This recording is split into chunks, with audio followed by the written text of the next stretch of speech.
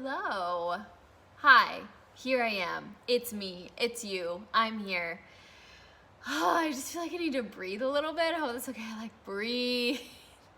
Had a little bit of a morning, a little bit of a moment. I actually set up everything to do all of this, and I was like, let me check my email real quick. And so I looked at my email, and I got something that just made me feel made me feel something.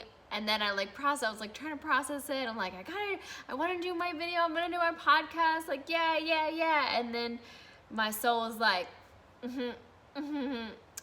uno momento, por favor, señorita. You need to sit down.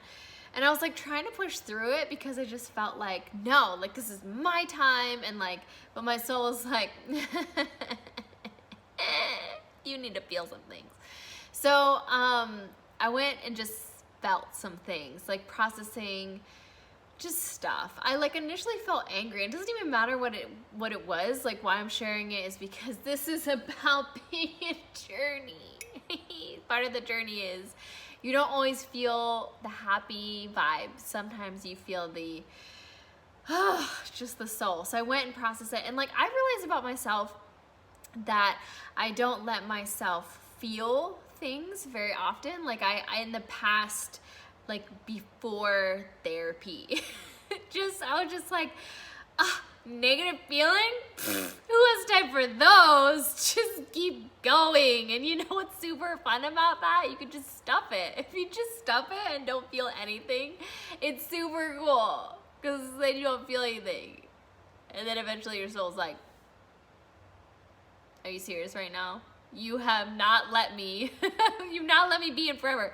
So I went and just had a little bit of a moment, got my journal out, was just processing life, just getting it out.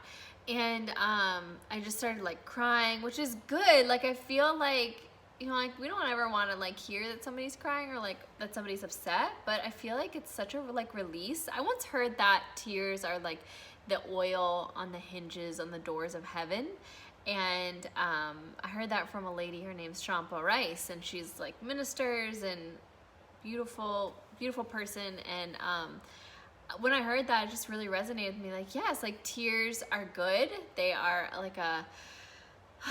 it's just letting it out, and I feel so much better. I feel so much better now that I've let it out and just process it. So, in being transparent, in all honesty, cheers to still being a journey and it being okay and processing our feelings, just whatever they are, doesn't matter, just feel them, it's okay. So over this past weekend, I try and keep you up to date on my life, because it's so interesting. I'm always doing so many cool things, laundry and stuff. So I know you just you need to know, because it's just wow, Julie, can you even have it a normal life? You're such an influencer. I'm I know. Still don't have a coffee pot, so I'm making coffee using a pot on my stove. That's how cool I am. Oh, my eyes are watering now. Anyway, this past weekend, my sister was having her reveal party, so she does photos for all of us, and you can see the photos on my Instagram, her Instagram. I always tag her in my photos, those big dramatic photos that I do. That's what it's about. But we do something together where we all sit and have our photos revealed. And part of the reason that we do this, my sister and I are besties, of course, and I should have her on the Julie Story Show. That would definitely add another mix. The Juju Kiki show. Keisha is what I call her. Her name's Leisha, but I call her Keisha. Long story. Anyway, we do this thing where we support other women, and we make each other, all of us women, see our photos with each other. Because how many times have you seen a photo of yourself and immediately you go to that one area on yourself and your brain just starts going crazy? That one area that you're I have just age spot right there on my forehead. I can see it clearly, and of course nobody ever notices it unless you point it out. That's what everybody always says about a lot of things that I point out about myself. I feel like, you know, being just so influential and just out there and so popular, you know, I get a lot of comments. I don't, I'm just making it up. I feel like if I make fun of it on myself first, then a hater later on can't make fun of it if I make fun of it first. So I'm like, I see that. I already know the sunspot's there. Got ya. I think one of my favorite times, I have had a couple hater comments and 1 thumbs down on my YouTube videos. Or 2 now. I think it's 2. It's just, you know, it's a lot of pressure. Anyway, this one person commented on my Instagram photo this one day. It was a black and white photo, mind you.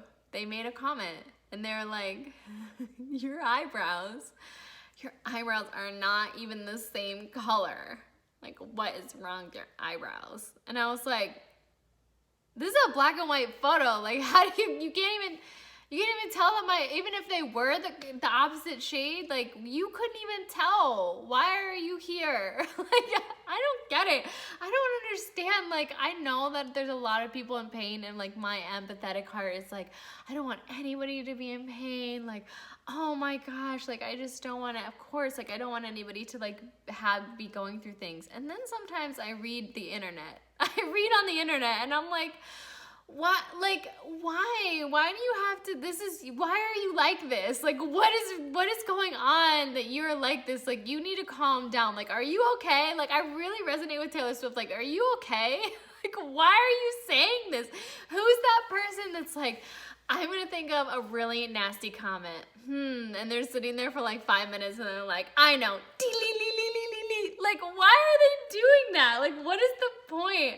I feel like, I don't know, like, it's just so curious to me. Like, if you have any thoughts about that, I'd love to know. But I've kind of like resolved that the people that are doing that, they just have a lot going on the inside. They're just in a lot of pain. So I really try and have compassion for them. And at the same time, I'm like, and also something that gets me, here's a pet peeve. This is definitely a pet peeve of mine. Especially, I think, having run a business and understanding branding and how much like what you put out there really does convey something about you. So I'll be friends with various people on Facebook that are like, you know, various people in the creative industry, and randomly I will see in their like personal fan page come up and be like, rant. Like, they're just typing out their rant, and I'm like, oh, like, I know what it's like to process things. Get a journal, like, FaceTime a friend, phone a friend, type it all out to your friend, like, get it out, but like, not out in public. Don't do that. But anyway, I don't even know what I was talking about before. Haters, creating content.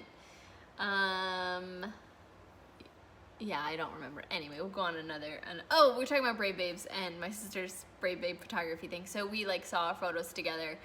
And why I'm telling you this story is because you know what happens every time you're about to have somebody over. Does it look something like you clean your house in the most extra amount of cleaning? Like, I'm not talking about just like straightening up and like hiding the laundry in the back room. I'm talking about you are wiping baseboards before people come over to your house. And what's so interesting about that is I feel like this was conditioned, at least in me when I was younger. I have this super vivid memory of this one time. My best friend was at the store, and I guess like this news station was like looking for people who had like pets, and so she had this cat, cats, dogs, whatever. So they came over to her house, and my mom was like, knew there's like a news station going over there, and she's like, listen, she tells me and my sister, listen, don't know if they're gonna come over here. I don't know if your mother ever made you clean before people come over, but imagine before a television crew shows up at your house. This was the most extreme, fast, crazy amount of cleaning ever. And like my mom was always that mom who, before people came over, it was like, do not let people know that we live here. This needs to look like a staged house, like nothing needs to be out. And what's so crazy about that, it's like I have carried that over, not towards my kids. It's still just an expectation I have of myself. Like when it's like time to start cleaning, like, you know, from the last video, it's something. It is a very, it's a very intense amount of skill that it takes to inspire children to action of cleaning. And sometimes I do a great job of just really getting in there with my heart to heart and soul to soul and just inspiring them to take action. Like I straight up do TED Talks and the amount of inspiration that I give these kids, and yet they still struggle with staying inspired to completing the job at hand. But I still have this in me that when people are coming over, it is like, why can't it look like people live here, Julie? I don't know, but I think Andre and I work for 3 hours each. 6 hours we cleaned the house. As you can see, my background here is different because I rearrange furniture. Like, what is this? Why can't I just live my life and invite people into my home and say, this is what it is? No, it has to be the extra, the most amount of cleaning.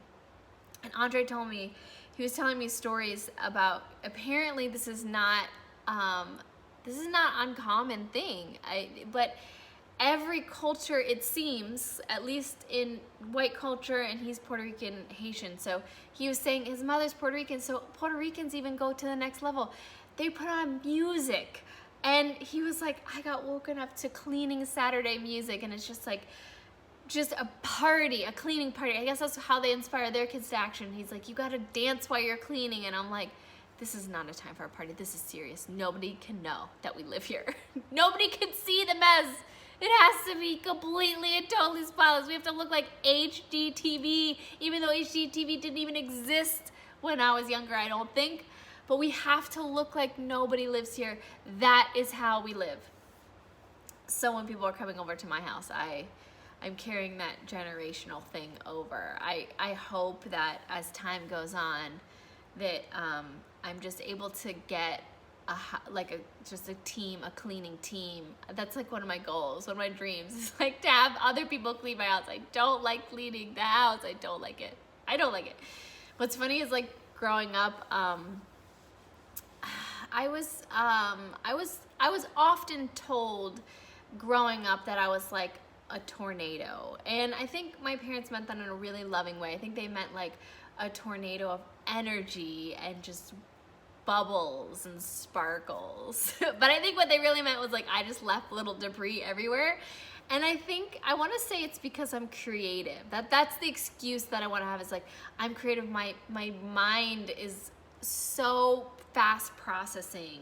It doesn't have time to just consider petty things like, are these scissors, do they live here on the table? Do they need to go back home? That's how I always like explain it to my kids. Everything has a home, and sometimes, you know, I feel like even though my items around my house are introverts, they do need exposure to other people and things, and so just leave them out a little bit to give them some time to reconnect with their environment. So that's my excuse. Sometimes, like, I look around my house and I'm like, I can just see like the little projects that I have going on, and like to me it makes total sense. I'm like, this needs to stay out. And then I read BuzzFeed and they're like, you are more genius, like the more like messy your space is. And I'm like, obviously that's why my space is messy, and I'm sure that's why your space is messy, so you're welcome. But if you've been following along my podcast and my videos, you know that we Marie Kondoed last year, and I'm not done yet. 8 months in, it's been 8 months and we're still not done. There's only one part that's left, and it's the sentimental things, and I feel like it's just my sentimental stuff with the kids, and I think there's like a subconscious thing going on. Like I feel like in the time that I'm gonna go through like my kids' sentimental stuff, like I feel like I'm just gonna need like chocolate and just like a whole weekend of just like sad music and just like, I don't know, like I feel like I think I'm like subconsciously avoiding it just because I'm like, I miss the little like babies. I miss the little baby chitlins. And like, how do I go through like their little kid things and like touch all their like little baby things and just, it's just, oh, I miss it when they're little. Anyway, so I cleaned the house. All that to say, I cleaned the house this weekend. And I had people over. There you go. It's a 45-minute story to tell you that. Welcome to my life. This is why I have a podcast and a YouTube channel. Because it takes me 45 minutes to say I clean my house. There's like stories and backstories and side stories. This is what I do around here. So coming up in my life, first of all, I told you that my daughter was going to run for school representative again. Isn't, because we missed the deadline. I don't know how that happened. Mom failed something or other. It probably wasn't me failing. It just was like we needed to do it and then I think we both forgot. Anyway, so we're not doing that. But coming up in my life this week is Andre and Mai's 4-year wedding anniversary. 4 years we've been married. It feels like it's been like, sometimes it feels like it's only been like a year that we've been married, and sometimes it feels like it's been like 50 years. Like the stuff that we've gone through in the last 4 years, I'm just gonna pause, sip my coffee. It just has been a lot. It's been a lot of things, and like some really great things. Like I looked at him over the weekend. We were driving somewhere, and I just looked at him and I was like, we were driving to a date. That's what it was. We were going on a date. And I just looked at him and I was like, we're really good together. Like we barely ever fight. And like you know me, I'm here like the authenticity is real. Like I'm trying to give it to you hot. I'm trying to give you the tea is hot on me, as hot as I possibly can, because I want to spill it on myself.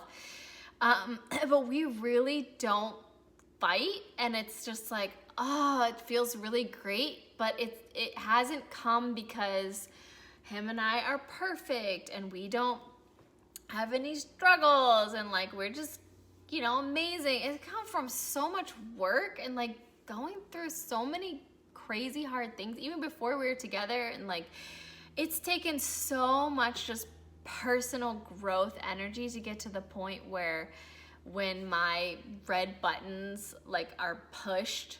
I heard this term yesterday. I was reading a blog because I was trying to go on a little mom discovery about how to deal with certain struggles that your kids have. Like, how do you lead your kids through various character developing things? And I came across this blog from Danny Silk, who does Keep Your Love On. Danny Silk's awesome. He teaches a lot about relationships and stuff like that. And he was talking about how we all have big red buttons. And when I read that, I was just like, this is so true. Like, we all have things that are like, this is my thing. This is the thing that annoys the crap out of me. Like, I don't want people to do this around me. I don't want my kids to do this around me. I feel like I have like a panel sometimes of red buttons, but I've really, really worked on how do I make sure that even when the red buttons are pushed, that I make sure that I'm managing self. And that is why I feel like Andre and I, it's because Andre's amazing. Andre is like so easygoing. He's super chill, and like he's an iceberg. So he's like a duck, and he's got little feet going underneath. Whereas I'm just like a confetti explosion sometimes. But we work really well together and we make each other laugh, which makes our relationship so much better. So that is coming up, and it's been a really wild 4 years, and it's been really, I feel like it's been like really untraditional 4 years of like just stuff that we've had to deal with. Like, I feel like most like newlyweds don't deal with some of the things that we've had to deal with, and the complexities of, you know, even just being a blended family. And when we got married, we already had 2 kids, and so, you know, there's a lot of stuff that stretched us and helped us like mesh and grow, and it's been really great. But why I'm telling you that is like, we also with the kids celebrate something that I call our famiversary. And I've never heard this before, so I want to give it to you, this term. So if you know anybody else who, you know, has a blended family, single parents getting married again, like, give them this term, because it's been such a cool thing for us. But we celebrate as a family that when we came together as a family, and we call it the Famiversary. And so every year we try and do something special with the kids as well, because if you've watched my wedding video, my kids were really involved in our ceremony, and they were really involved in the whole process of us getting married, and I would never change that. Like, it was so special. My daughter helped me put on my shoes. My daughter zipped up my dress. She got ready with me that whole morning, and my son got ready with Andre. And then I actually did a first look with my son, which was so sweet. Like, it was so precious. Like, I came out in my dress, and he was just like, "Mommy, you look so beautiful." It was like so sweet. So we have a first look, with my son. And then during the ceremony, Andre did vows to the kids. And it's like, if you need a good, like, cry moment, if you just want to, like, cry your eyes out for a second, go listen to his vows to our like, the kids are, it's just like it's so sweet and so precious, and something that that we really wanted. We really wanted them to feel like this is us, like these are our kids coming together, and we're gonna celebrate the fact that we are coming together, and like, this is another person in their life that gets to love them and support them and inspire them. And they have so many people in their lives that are there and that are helping them become who they're meant to be. But it's really special that that this is somebody that they participated in. Which, on a sidebar, this is the craziest story.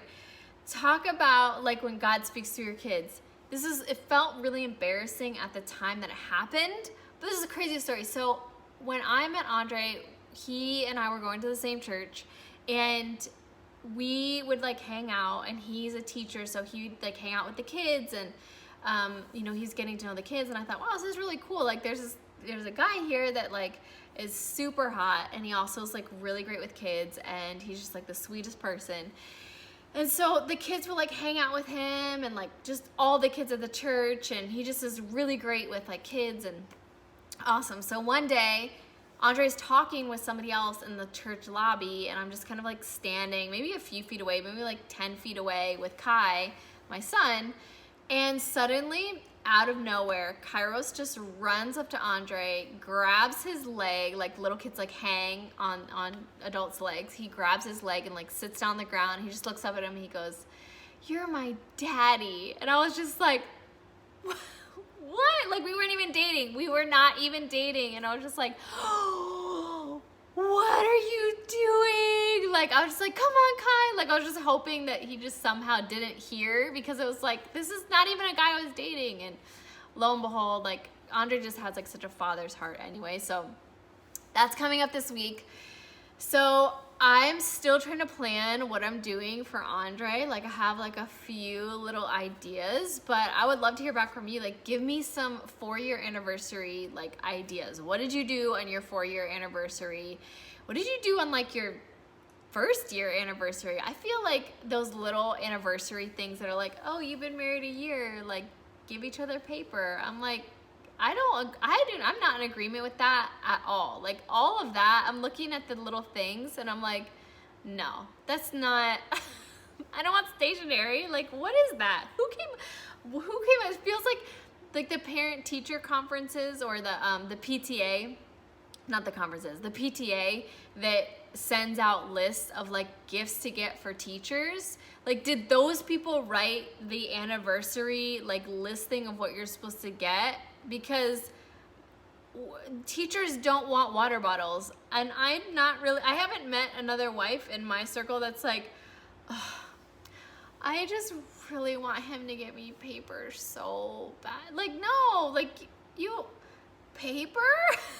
I don't know what the 4-year anniversary was. I'm gonna look at it just like, Andre, by the way, not this. Whatever's on the anniversary listing, not this. Like, can we just jump ahead to, like, year 50? Diamonds. I think that would be a really fun gift. Or like just something sweet and sentimental, but not like lined school paper. Teachers don't want that either. Public service announcement, teachers don't want teaching supplies as teachers' appreciation gifts. Just in case you're wondering, just in case you're sitting around going, I wonder what this individual that spends all day long with 27 children and doesn't get honored in society through their paycheck, I wonder what they want. I know what it is. Don't worry, I've got this. It's crayons. They don't want it. In fact, we make fun of you. The wives at home that come home, or the husbands at home that come home and see all the loot that's brought home. When you give our spouses crayons, we make fun of you because it should be known at this point. Has there ever been a time in your life as an adult that you would like to receive the supplies that you need for your job as a present? Like if you're like, working in an office and your boss is like, I got you a present, and you open it and it's printer paper and you're like, thanks, I need this to do my job for you. They're like, no problem. I see you, I've got you. I like equate it to like, does the Publix employees, like when they're like it's like a bonus time, and like the managers at Publix are like, I love Publix, by the way. Publix, like the shopping center, the grocery store in Florida. They're just like all there like, we're gonna appreciate Jan today. Jan's getting a promotion. Yeah, here's a stack of plastic bags, Jan. It's got the Publix logo on it and everything. Thanks for all you do. The same thing, teachers, they don't want that stuff. So, wives, I feel like I have paper, and I feel like I'm enough of a boss babe that if I'm like want a special stationery or something, if I did, I would go buy it. Like my Five Below journal. Bought that because I wanted that. So yeah, so that's what's coming up. So you're gonna hear more stories about that, what we kind of settle on for our anniversary. You're gonna hear more kid stories later on. We're going to the cooking class again. Tomorrow I'm doing a conference, a parent-teacher conference. Don't you love parent-teacher conferences? I mean, if there's something that I wish there was more of, it's super early parent-teacher conferences, just because those are fun.